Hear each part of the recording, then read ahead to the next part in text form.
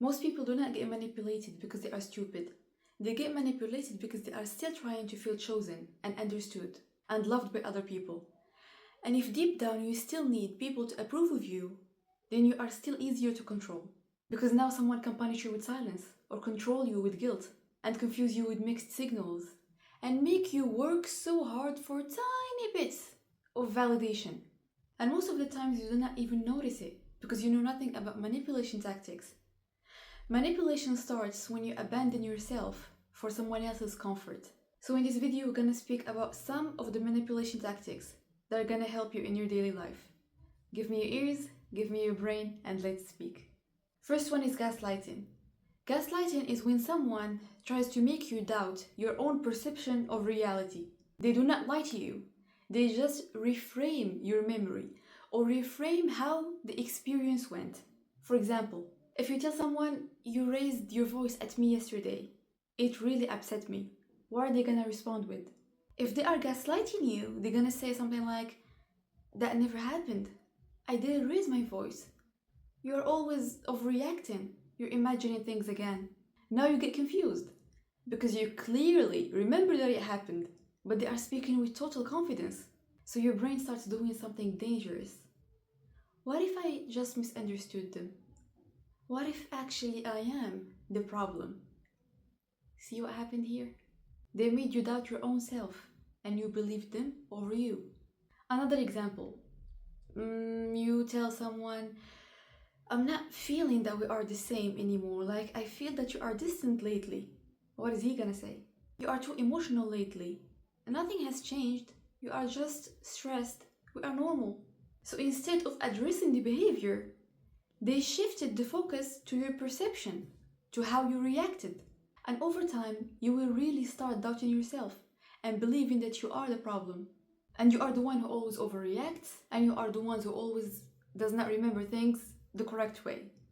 So what do? You write everything. You write everything so you can remember it. And you trust yourself. Whenever something happens, trust yourself. You do not need permission to validate your experience. It was you who felt it. It was you who felt hurt. It was you who felt neglected. You do not need anyone to give you permission until you feel that. Trust it and leave immediately. Second technique is love bombing.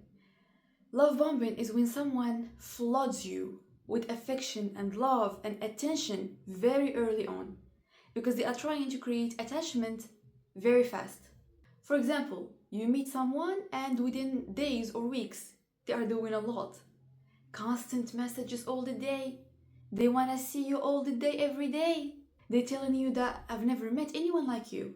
You are perfect. And they start speaking about the future. After 2 days of meeting you, after 1 week of meeting you, after even 1 month of meeting you. So it feels exciting to you. But later, once they feel that you're emotionally attached to them, the attention drops.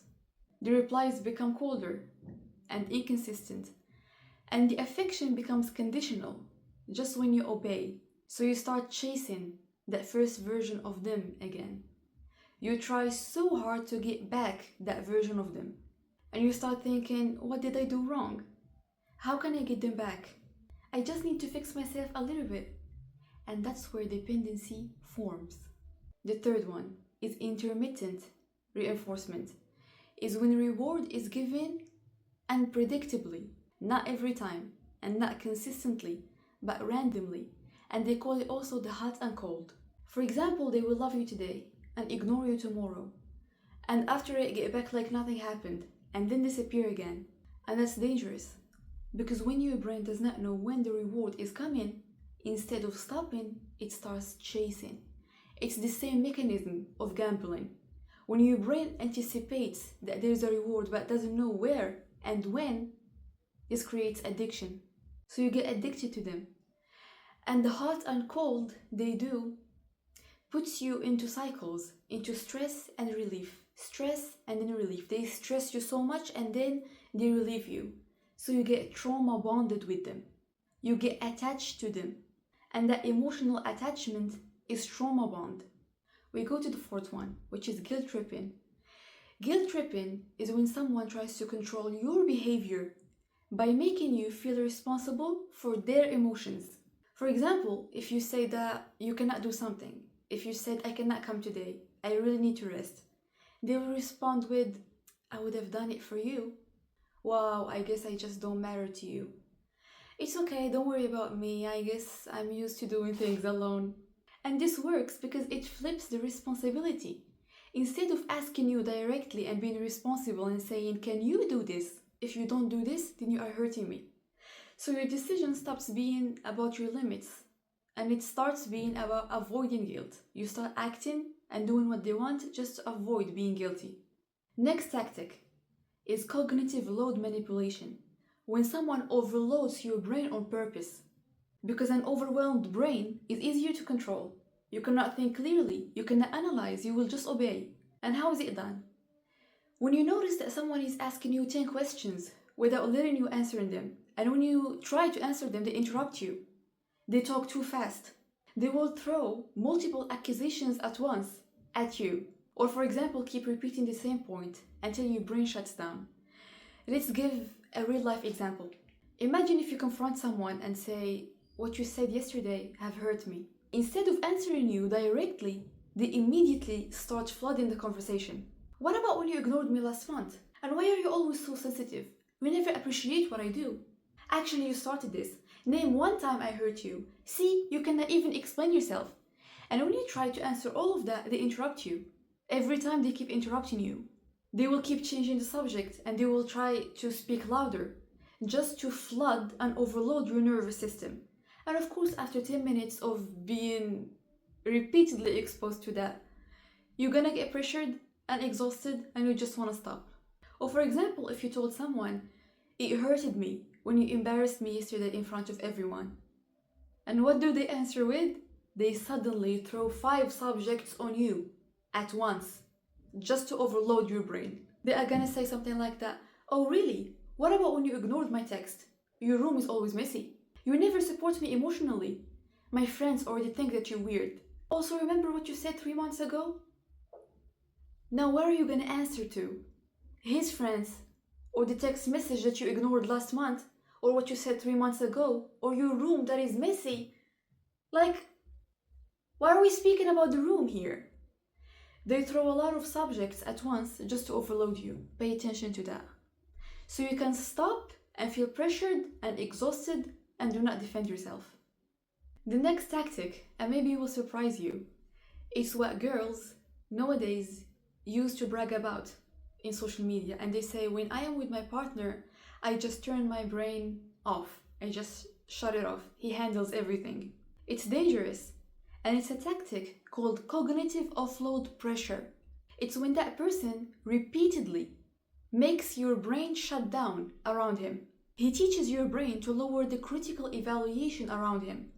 So you start questioning the inconsistencies and the contradictions, and your brain associates him with safety.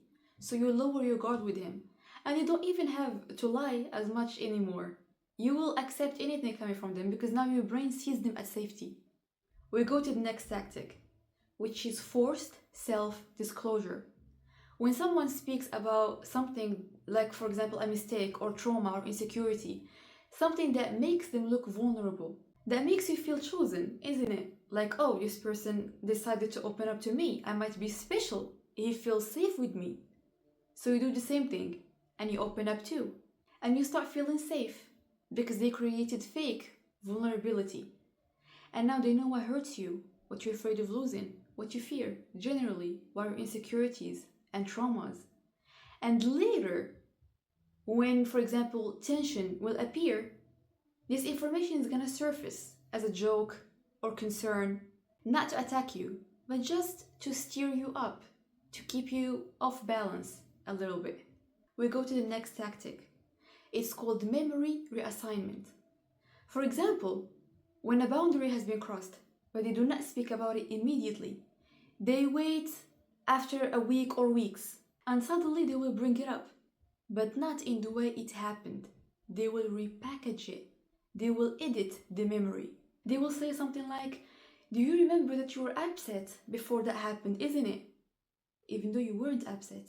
Maybe also they will say, do you remember that you acted like nothing was serious after that? and you didn't act like nothing was serious after that, it actually upsets you.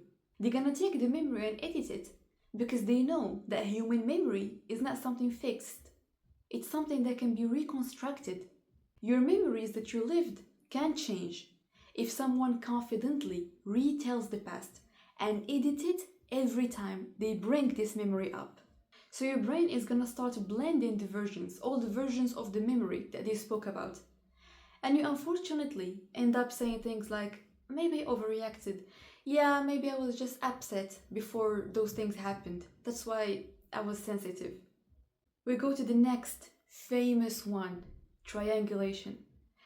Triangulation is when someone starts speaking about a third party, a third person, so they can make you feel jealous or insecure or create competition. So instead of communicating directly to you, they want to make you feel replaceable. For example, when you hear someone say, my ex never reacted like this, or other people understand me better, everyone agrees with me, you should be more like her.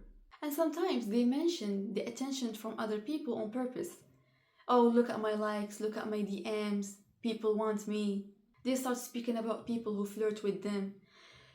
Maybe it can be subtle enough, like they just speak about a co-worker or a classmate, just normally, just start speaking about that specific person, but repeatedly, so they can make you insecure, so they can make you doubt yourself. They know that implementing a third person in your brain will make you go, how can I compete with that? Like that third person is taking their attention, so how can I compete with that? Maybe, for example, your partner chose a girl and he started describing how beautiful she is, describing everything. That's triangulation. And when he tells you that, yeah, all my friends agree that you are, I don't know, weird or rude, that's triangulation. So pay attention. Of course, there's a lot of tactics, but I'm gonna stop the video here. If you like it, tell me to do another part. As always, I love you, and I see you tomorrow in a new video. Make sure to like the video and subscribe so more people can see it.